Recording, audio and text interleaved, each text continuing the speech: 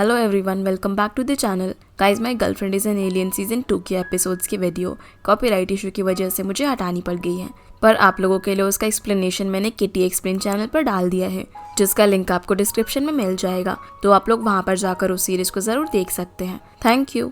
Episode की शुरुआत एक लड़के को दिखाने से होती है जो कि काफी जख्मी हालत में था और आगे आगे चले जा रहा था। तभी एक अनजान शख्स आकर इस बच्चे को अपने साथ उठाता हुआ ले जाता है और इसे जाकर एक पेड़ पर लिटा देता है। तभी इस बच्चे के पास से एक बॉल गिरती है और अब यहाँ ये बंदा इस बच्चे को मारने लगता है, पर उसी वक्त हम एक आदमी को नींद से जागता हुआ देखते हैं, जिससे हम समझ पाते हैं कि ये सिर्फ उसका एक सपना था। फिर हमें एक लड़की दिखाई जाती है जिसका नाम होंग था और ये बहुत ज्यादा ही जॉली नेचर की थी। ये काफी सारे सामान को एक साथ उठाकर मजे से सड़क पर चल रही होती है, जो देखकर इसकी ग्रैंडमा इसे डांटती है और कहती है कि थोड़ा फॉर्मल बनकर रहा करो और ज्यादा मेकअप वगैरह मत लगाया करो। तब होंग लेक्चर से बचने के लिए जल्दी से यहाँ से भाग जाती है और रास्ते में मस्ती करते हुए उछलती कूदती चलने लगती है। पर जैसे ये देखती है कि वहाँ पर एक बच्चे का एक्सीडेंट होने वाला है, तो ये एक चुटकी बजाती है और उस बच्चे का एक्सीडेंट होने से बच जाता है। यानी कि होंग के पास ऐसी पावर्स है जिससे वो ये सब कर सकती है। तभी हमें पीछे एक नरेशन से पता चलता है कि वैसे तो ये सीक्रेट है, पर आज के टाइम पर भी इस दुनिया में काफी सारी विचेज रहती है। फिर हम एक रेस्टोरेंट को देखते हैं जिसको 3 विचेज ने मिलकर खोला हुआ था। अब यहाँ से सीन कट होकर हमारे दूसरे मेन कैरेक्टर सॉन्ग पर आता है, जो कि एक कंपनी का सीईओ है। सॉन्ग अंदर जाकर अपनी सेक्रेटरी से बातें करने लगता है और इन दोनों की बातों से हमें पता चल पाता है कि सॉन्ग एक बिल्डिंग को ढूंढ रहा है, जो कि इसके 25 साल पुराने पास्ट से रिलेटेड है। साथ ही इसे बार बार वो बिल्डिंग अपने सपने में दिखती है। इसी वजह से ये शहर में जाकर अपनी सेक्रेटरी के साथ उस बिल्डिंग को ढूंढने लग जाता है, जो कि एक पुराना घर था। पर पहले तो उसे ये जगह काफी ढूंढने पर भी नहीं मिल रही होती, लेकिन थोड़ी देर बाद इसे वो बिल्डिंग मिल जाती है, जो कि कोई और जगह नहीं बल्कि वही रेस्टोरेंट था, जिसे होंग की मॉम और उसकी ग्रैंडमा ने खोला हुआ था। सॉन्ग अपनी सेक्रेटरी से इस जगह के बारे में पता करने को बोलता है। जवाब में इसे पता चलता है कि वो एक रेस्टोरेंट है।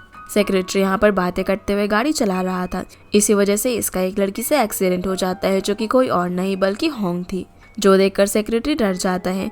लेकिन होंग खड़ी होकर सॉन्ग को घूरती हुई एक अजीब सा एक्शन करके वहां से चली जाती है और उसके बाद जब सॉन्ग बाहर आकर देखता है तो इसकी गाड़ी पर डेंट पड़ा हुआ था, क्योंकि टक्कर लगने से होंग को कुछ नहीं हुआ था, बल्कि वो तो उछलती कूदती यहाँ से चली जाती है। इसके बाद जब होंग अपने घर पर पहुंचती है तो वापस से उसकी ग्रैंडमा उस पर काफी गुस्सा करने लगती है, क्योंकि ये लेट घर पर आई थी। होंग यहाँ इन्हें किसी तरह समझाकर शांत करवाती है और फिर वो अपने जादू से सभी बर्तनों और बाकी चीजों को हवा में उड़ाकर सब सही करने की कोशिश करने लगती है, लेकिन इसका जादू उल्टा पड़ जाता है और सारा सामान इधर उधर गिर जाता है, जो देखकर फिर से इसकी ग्रैंडमा इस पर बहुत गुस्सा करती है। पर क्योंकि इस घर में ये तीनों अकेली ही थी, इसी वजह से सबसे पहले ये तीनों मिलकर सारा कचरा साफ करती है और बाहर जाकर डस्टबिन के पास देखने लगती है, क्योंकि वहाँ पर सारा कचरा गिरा हुआ था, जिस वजह से उन्हें शक होने लगता है कि कोई इन पर नजर रखे हुए है।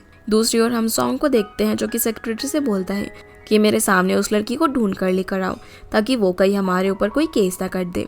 जिस पर सेक्रेटरी उसे हाँ कहते हुए उस रेस्टोरेंट के बारे में बताने लग जाता है कि जिस बिल्डिंग के बारे में आप पता करना चाह रहे थे वो एक रेस्टोरेंट है, जो कि 50 साल पुराना है और 3 औरतें मिलकर उसे चलाती हैं।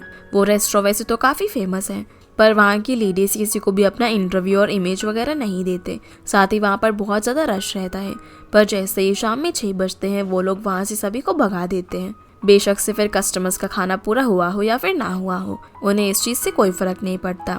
इस बात को सुनकर सॉन्ग काफ़ी ज़्यादा शॉक हो जाता है कि आखिर वो 6 बजे के बाद करते क्या होंगे। वही हम होंग और उसकी फैमिली को देखते हैं, जो कि 6 बजे के बाद आराम से बैठकर खेल रहे होते हैं। तभी यहाँ होंग इन्हें बोलती है कि इन्हें आज कुछ बहुत ही इंटरेस्टिंग करना चाहिए। ग्रैंडमा उसे बोलती है कि तुम्हें कभी भी इंसानों में ज़्यादा दिलचस्पी नहीं लेनी चाहिए और ना ही कभी उनके सामने अपनी पावर्स का इस्तेमाल करना चाहिए, क्योंकि अगर हमारे बारे में किसी को पता चल गया तो हमारी पावर्स चली जाएंगी। जो बात सुनकर होंग सफाई देने की कोशिश तो करती है, लेकिन ग्रैंडमा उसे शांत करवा देती है। वही हम एक बंदे को देखते हैं जिसका बहुत बड़ा मीट का बिजनेस था, पर अभी वो जरा सा भी नहीं चल रहा था। इस वजह से वो एक आइडिया लगाता है कि वो रेस्टोरेंट में जाकर बात करेगा, ताकि उसका मीट का बिजनेस बढ़ सके। इस वजह से वो अगले दिन जाकर उस रेस्टोरेंट में बैठ जाता है, जहाँ पर पहले से ही कस्टमर्स की काफ़ी भीड़ लगी हुई थी, जहाँ ये दूसरी वाली विच पर लाइन मारने की कोशिश कर रहा होता है, जो देखकर ग्रैंडमा भड़क जाती है और इस सप्लायर को यहाँ से भगा देती है। दूसरी ओर सॉन्ग आसपास की जगह से उस रेस्टोरेंट के बारे में इन्फॉर्मेशन कलेक्ट कर रहा होता है, ताकि वो उस जगह के बारे में पता कर सके, पर यहाँ पर किसी को भी उस जगह के बारे में ज़्यादा कोई इन्फॉर्मेशन नहीं थी। तभी यहाँ पर अचानक से होंग की एंट्री होती है, जो कि यहाँ से कुछ सामान लेने के लिए आई हुई थी। अभी ये सामान देख ही रही थी कि तभी इसकी टक्कर सॉन्ग से हो जाती है और सॉन्ग इसे अपना दुश्मन समझकर इस पर हमला कर देता है, पर होंग इससे ज़्यादा पावरफुल निकलती है और ये उल्टा उस पर बहुत भारी पड़ती है, जिस वजह से सॉन्ग इससे माफ़ी मांगता है और सभी बात को क्लियर करते हुए जाने लगता है। तभी इसे अचानक से याद आता है कि ये तो वही एक्सीडेंट वाली लड़की है। जो याद करते ही वो इसे सवाल करने लगता है कि इसको तो कुछ भी नहीं हुआ, लेकिन गाड़ी पर डेंट पड़ गया और भला ऐसा कैसे हुआ। होंग इस चीज़ का कोई भी जवाब नहीं देती और यहाँ से चली जाती है। अब क्योंकि सॉन्ग को उसी रेस्टोरेंट में जाना था, इस वजह से वो अपनी गाड़ी में बैठकर उस जगह के लिए जाने लगता है। लेकिन इस बार होंग को गलतफहमी हो जाती है कि सॉन्ग इसका पीछा कर रहा है। इसी वजह से रेस्टोरेंट के बाहर जैसे ही सॉन्ग अपनी गाड़ी से उतरता है तो होंग उस पर एक बाल्टी पानी डाल देती है। यहाँ से सीन अब सॉन्ग के घर में आता है, जहाँ ये काफ़ी ज़्यादा गुस्से में सोच रहा था कि आखिर ये होंग अपने आप को क्या समझती है। अभी अपने सेक्रेटरी को कॉल करके उस रेस्टोरेंट के बारे में और चीज़ें पता करने को बोलता है और खुद आराम करने लगता है। वही हम रेस्टोरेंट में देख पाते हैं कि अब बहुत ज़्यादा ही चीज़ें गड़बड़ हो रही थी। रोज इन लोगों को कुछ ना कुछ टूटा हुआ मिल जा रहा था, जिससे सबको कंफर्म हो जाता है कि कोई ना कोई ज़रूर यहाँ पर नजर रखे हुए हैं। इसी वजह से ये अगले दिन सप्लायर को अंदर बुलाते हैं ताकि ये उससे कुछ ना कुछ राय ले सके। सप्लायर हंसता हुआ अंदर तो आ जाता है और हम देखते हैं कि दूसरे विच ने बहुत ज़्यादा मेकअप करा हुआ था, क्योंकि कहीं ना कहीं वो भी सप्लायर को पसंद करती थी। अब इनसे सारी बातें जानने के बाद वो इन लोगों को पुलिस को बुलाने को बोलता है, पर जैसे वो पुलिस को फ़ोन मिलाने वाला था तभी बड़ी विच उसके फ़ोन पर चाय गिरा देती है, जिससे यहाँ से भाग जाता है। वहीं हम वापस से सॉन्ग को देखते हैं जिसे बहुत बुरा सपना आया था, जो कि रेस्टोरेंट से रिलेटेड था। इसी वजह से ये अपने घर से निकलकर रेस्टोरेंट की तरफ जाने लगता है। दूसरी ओर रात में सप्लायर अपनी बेइज्जती का बदला लेने के लिए उस रेस्टोरेंट में घुस जाता है और पता करने की कोशिश करता है कि आखिर ये लोग खाना कैसे बनाते हैं। तब यहाँ पर ये तीनों वेजेस मिलकर कुछ मैजिक करके खाना बना रही होती हैं, जो सारी चीज़ें सप्लायर ने रिकॉर्ड कर ली थी। पर वहाँ पर इसकी एक गलती की वजह से सबको पता चल जाता है कि कोई घर के अंदर घुस आया है। इसी वजह से ये तुरंत ही सप्लायर को पकड़ लेते हैं, जिसके बाद ग्रैंडमा उसकी याददाश्त अपनी पावर से मिटाकर उसे अपने साथ एक गाड़ी में बैठाते हुए लेकर कहीं पर जाने लगती हैं, जिन्हें जाते हुए सॉन्ग देख लेता है। और अगले दिन ये तीनों विचेस आराम से बैठकर खाना खा रहे होते हैं कि तभी इनकी डोरबेल बजती है। जब होंग बाहर जाकर देखती है तो इसके सामने सॉन्ग खड़ा हुआ था, जो कि इन्हें साफ शब्दों में बोलता है कि ये प्रॉपर्टी मेरे नाम है। जो बात सुनकर होंग के पैरों तले जमीन खिसक जाती है। अब यहाँ से सीन कट होकर एक बैंक में आता है, जहाँ हम एक नए कैरेक्टर से इंट्रोड्यूस होते हैं और ये बैंक का एम्प्लॉई है। यहाँ पर एक बहुत ज़्यादा रिच पर गुस्सैल कस्टमर को शांत करवा कर सब कुछ संभालता है और किसी न किसी तरह इस कस्टमर को खुश करके भेज देता है, जिसका नाम मिन है। सीरप वापस से रेस्टोरेंट में आता है, जहाँ पर सभी वेचेस काफ़ी दुखी होकर बैठी हुई थी। पहले तो सॉन्ग बहुत ही आराम से इन्हें सब कुछ समझाने की कोशिश कर रहा था, पर ये लोग बोल रहे होते हैं कि ये हमारा रेस्टोरेंट है और ग्रैंडमा उसे यहाँ से जाने को कहती हैं। पर क्योंकि सॉन्ग के पास इस जगह के पेपर्स थे, इसी वजह से ये उन्हें 2 हफ्ते का टाइम देकर यहाँ से चला जाता है। होंग को यहाँ लगता है कि क्योंकि उसने इसके ऊपर पानी फेंका था, इसी वजह से ये ऐसा कर रहा है, पर ऐसा नहीं होता। सॉन्ग यहाँ बोलता है कि अगर तुम्हें रेस्टोरेंट बंद नहीं करवाना तो तुम्हें मुझे अब से रेंट देना होगा, जिसमें 1 लाख डिपॉजिट और 20,000 पर मंथ। जो सुनकर सभी लोग शांत हो जाते हैं और साथ ही काफ़ी ज़्यादा परेशान भी, क्योंकि इनके पास कोई भी सेविंग्स नहीं थी। पर सॉन्ग ये सब बोलकर यहाँ से उठकर चला जाता है, जिसके जाने के बाद सभी लोग सोचने लगते हैं कि अब क्या किया जाए। ये सोचते हुए ये लोग अलग अलग प्लान बनाने लग जाते हैं कि ये लोग रेस्टोरेंट को अब से 24 घंटे चलाएंगे और कुछ ना कुछ करके किसी न किसी बैंक से लोन ले लेंगे। जो सब कुछ सोचने के बाद ये लोग अगले दिन बैंक में जाने का डिसाइड करते हैं। अब हम मिन को देखते हैं, जो कि उसी रेस्टोरेंट के बाहर आता है और विंडो पर होंग उसे हाय करती है। तभी हमें पता चलता है कि मिन ही वही लड़का है जिससे होंग बातें किया करती थी और वो उसे काफ़ी पसंद भी करती है। अगले दिन ये एक जगह पर मिलते हैं, जहाँ होंग इसे सब कुछ शेयर करते हुए कुछ मदद करने को बोलती है। अब जैसे ही मिन को ये पता चलता है कि ये रेस्टोरेंट उनका नहीं है, तो वो काफ़ी अजीब बिहेव करने लगता है, क्योंकि ये चाहता था कि ये किसी अच्छी और बढ़िया रिच लड़की से शादी करे। पर यहाँ होंग को लग रहा था कि वो उसकी इस परेशानी को सुनकर परेशान हो जाएगा, लेकिन मिन तो अपने लिए परेशान हो रहा था और सोच रहा था कि वो कैसे अब होंग से पीछा छुड़वाए। इसीलिए वो कोई ना कोई बहाना करके यहाँ से निकल जाता है। तब होंग को लगता है कि शायद वो उसकी मदद ज़रूर करेगा और ये टेंशन फ्री हो जाती है। आगे हम बाकी विचेस को देखते हैं, जो कि बहुत सारे बैंक्स में जाती हैं, पर उनकी हालत को देखकर कोई भी उन्हें लोन देने के लिए तैयार नहीं था, जिस वजह से ये लोग निराश होकर घर जाने लगती हैं। दूसरी ओर वो रिच लेडी वापस से बैंक में आ जाती है और कहती है कि मैं इस बैंक से अपना अकाउंट बंद करवाना चाहती हूँ। ये बात सुनकर मैनेजर भागता हुआ आता है और मिन को बोलता है कि तुम्हें कुछ करना पड़ेगा, क्योंकि ये लेडी बहुत ज़्यादा रिच है। जो सुनकर मिन वापस से खुश हो जाता है और उस लेडी के पास जाकर उसे बातें करते हुए उसे खुश कर देता है। साथ ही साथ वो उसके बारे में काफ़ी सारी चीज़ें भी पता कर लेता है। लेकिन अब जैसे ये लेडी बाहर निकलती है तो बाहर इसे होंग दिखती है, जो कि अपनी पावर्स के साथ इससे मजाक करने लग जाती हैं और उसे ऐसा करते हुए ग्रैंडमा भी देख लेती हैं और उसे कान से पकड़कर अंदर ले जाकर उल्टा सीधा बोलने लगती है कि हम इतने परेशान हैं और तुम यहाँ पर मजाक करे जा रही हो। ये बात सुनकर होंग अपने आप को बचाने के लिए मिन के बारे में इन लोगों को सब कुछ बता देती है कि वो मेरी मदद करने वाला है और मैं उसे बहुत ज़्यादा पसंद करती हूँ, साथ ही वो भी मुझे काफ़ी पसंद करता है। ये बात सुनकर दोनों काफ़ी ज़्यादा शॉक हो जाती हैं। ग्रैंडमा यहाँ होंग की बॉडी चेक करने लगती है और वहाँ उसे एक मार्क दिखाकर कहती है कि अगर मिन तुम्हें सच में पसंद करता तो ये मार्क तुम्हारी बॉडी से गायब हो जाता और वो तुम्हें कोई पैसे वैसे भी नहीं देने वाला, इसलिए उससे दूर रहने में ही तुम्हारी भलाई है। ये बात सुनकर होंग को काफ़ी बुरा लगता है, पर उसे ग्रैंडमा की बातों पर बिल्कुल भी भरोसा नहीं था। इस वजह से वो उनकी बात नहीं सुनती और यहाँ से जाने लगती है। वहीं हम मिन को देखते हैं जो कि अभी भी उस रिच लेडी के साथ था और उसके साथ मज़े कर रहा था। तभी यहाँ इसकी बातों से हम लोग जान पाते हैं कि अब ये इस रिच लेडी के साथ रहना चाहता है। होंग यहाँ इसे काफ़ी मैसेज भी कर रही होती है पर ये उसका कोई जवाब नहीं देता। दूसरी तरफ सॉन्ग सेक्रेटरी से उस रात वाले इंसिडेंट को डिस्कस करता है जहाँ ग्रैंडमा किसी को अपने साथ गाड़ी में लेकर जा रही थी। तब सेक्रेटरी बताता है कि ऐसा कुछ भी नहीं है, बस एक मीट शॉप का ओनर बहुत सारे लोगों के पैसे लेकर एक अलग जगह पर चला गया है।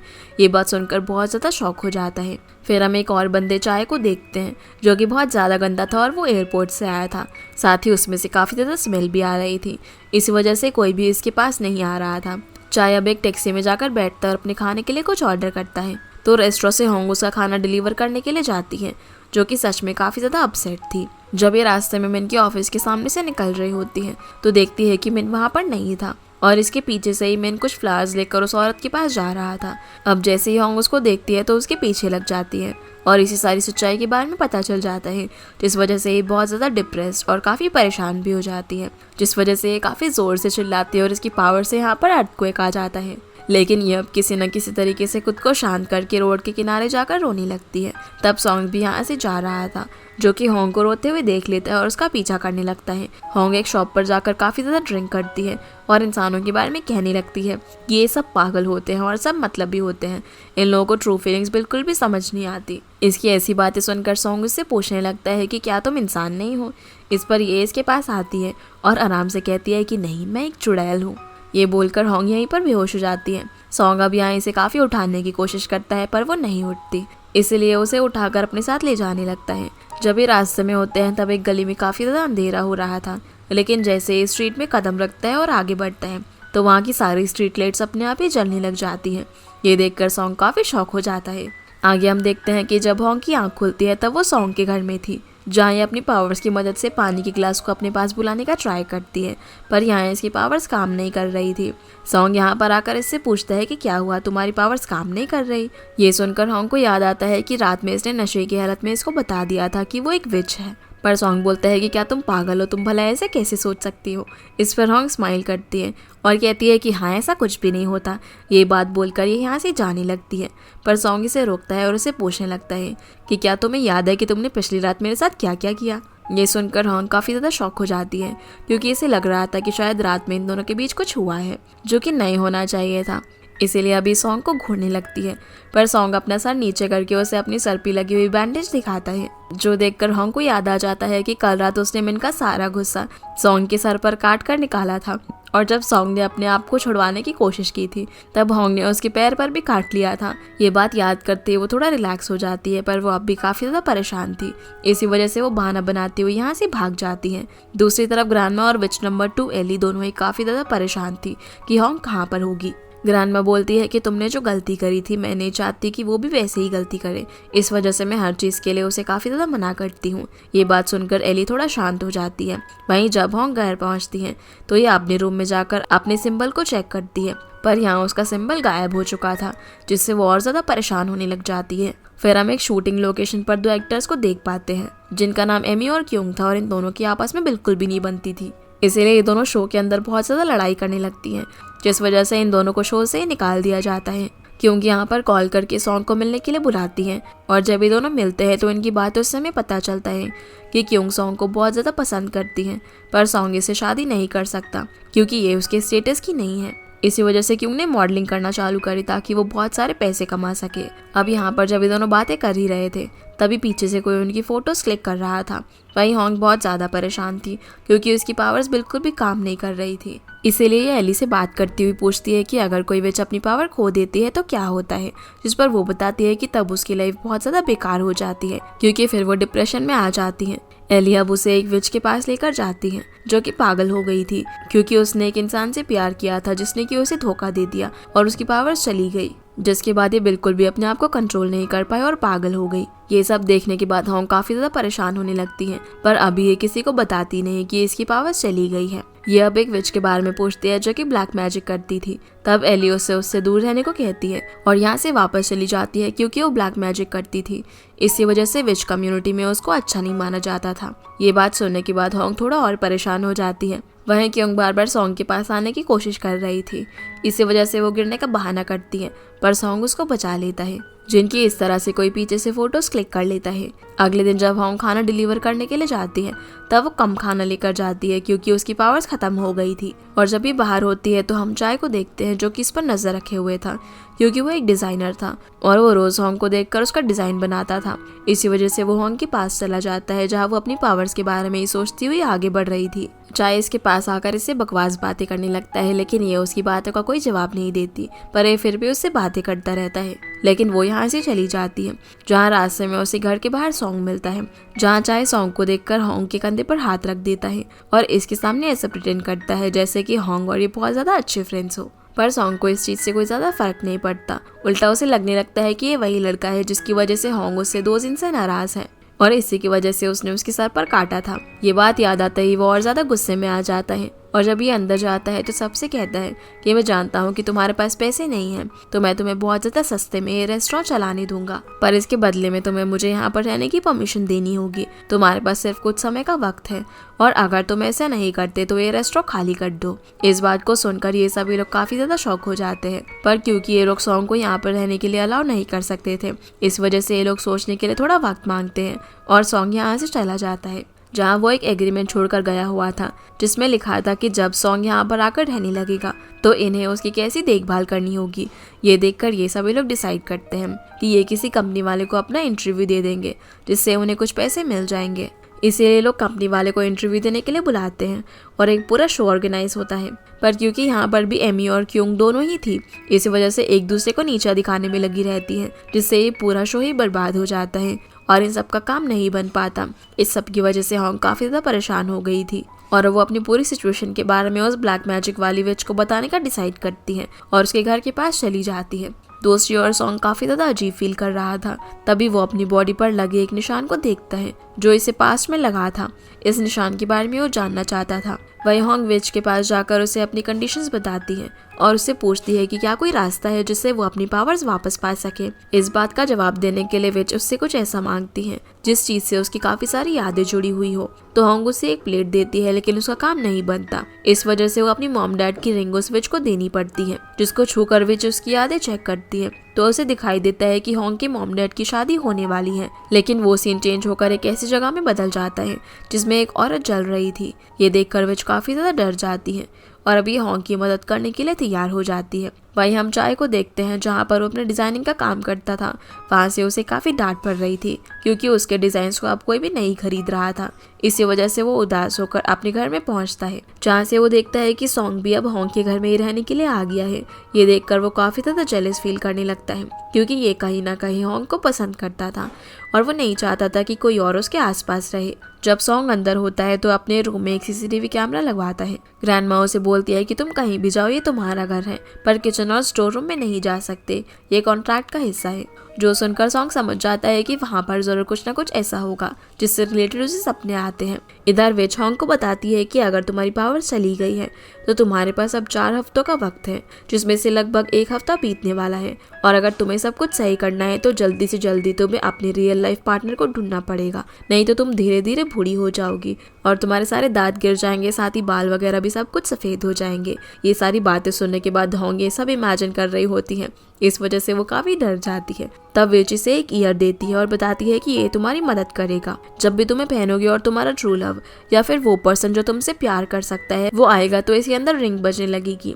ये बात सुनकर होंग वो ईयर्स ले लेती है और वहाँ से चली जाती है और बाहर जाकर हर लड़के के सामने वो ईयर्स पहनती हुई जाने लगती है, पर कुछ भी नहीं होता। इधर हम वापस से चाय को देखते हैं जो कि अपने घर में था। तभी वो सोचने लगता है कि आखिरकार वो ये कैसे पता करे कि सॉन्ग यहाँ पर क्यों रहने के लिए आया है। जिसके थोड़ी देर बाद उसके डैड भी यहाँ पर आ जाते हैं और चाय ने यहाँ पर बिना बताए रहता था।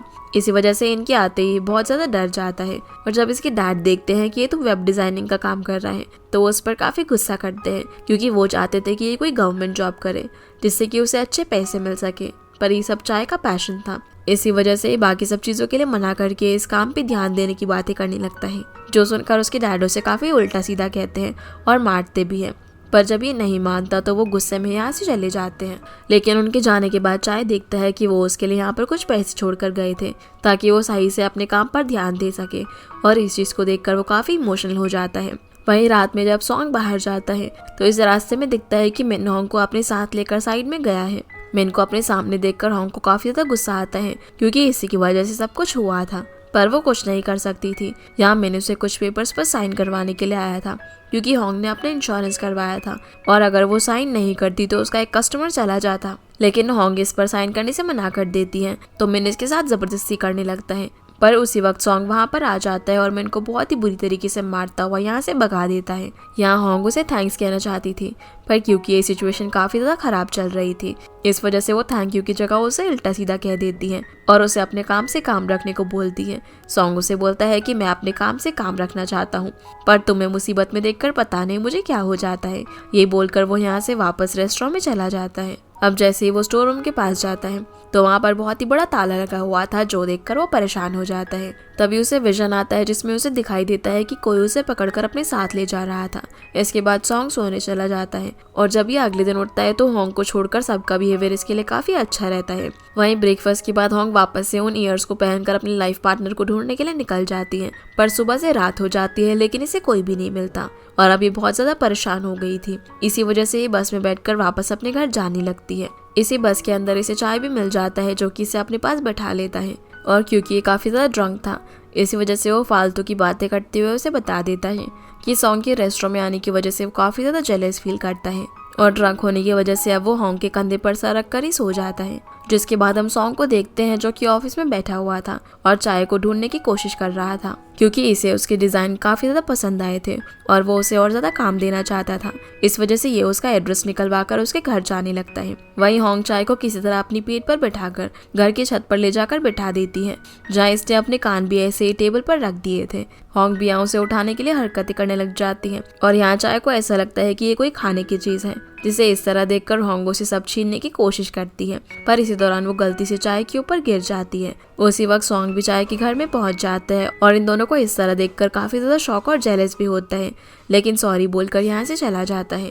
होंग अब बाहर आकर उसे बोलने लग जाती है कि तुम तो बहुत ज़्यादा ही जेलस पर्सन हो, तो सॉन्ग उसे उल्टा सीधा कहने लगता है कि तुम बेकार लड़की हो, तुम्हारा अभी ब्रेकअप हुआ है और तुमने अभी ऐसे ही दूसरे लड़के को डेट करना चालू कर दिया। ये सुनकर होंग बोलती है कि भला तुम इतना जेलस क्यों फील कर रहे हो, और क्या ऐसा इसलिए है कि तुम्हें कन्फेस करने का मौका नहीं मिला कि तुम मुझे पसंद करते हो, और अगर तुम कन्फेस करते भी तो मैं तुम्हें ये कहकर रिजेक्ट कर देती कि तुम मेरे टाइप की नहीं हो। अभी मजाक मजाक में सॉन्ग को और भी ज़्यादा चीज़ें कह देती है, जो कि बहुत ज़्यादा फनी सीन था। फिर जब ये यहाँ से जाने लगती है तो सॉन्ग चिढ़कर उसे बोलता है कि तुम मेरे टाइप की नहीं हो। अगले दिन हम देखते हैं कि होंग की कुछ गलतियों की वजह से बाकी दोनों विचेस को पता चल जाता है कि होंग की पावर चली गई है। ये जानते ही दूसरे विच काफ़ी ज़्यादा डर जाती है, पर ग्रैंडमा कहती है कि मैं उसके साथ वो नहीं होने दूंगी जो कि उसकी मॉम के साथ हुआ। वही हम होंग को देखते हैं जो कि अभी भी अपने पार्टनर को ढूंढने में लगी हुई थी और दूर से चाय से खड़ा होकर देखते हुए स्माइल कर रहा था।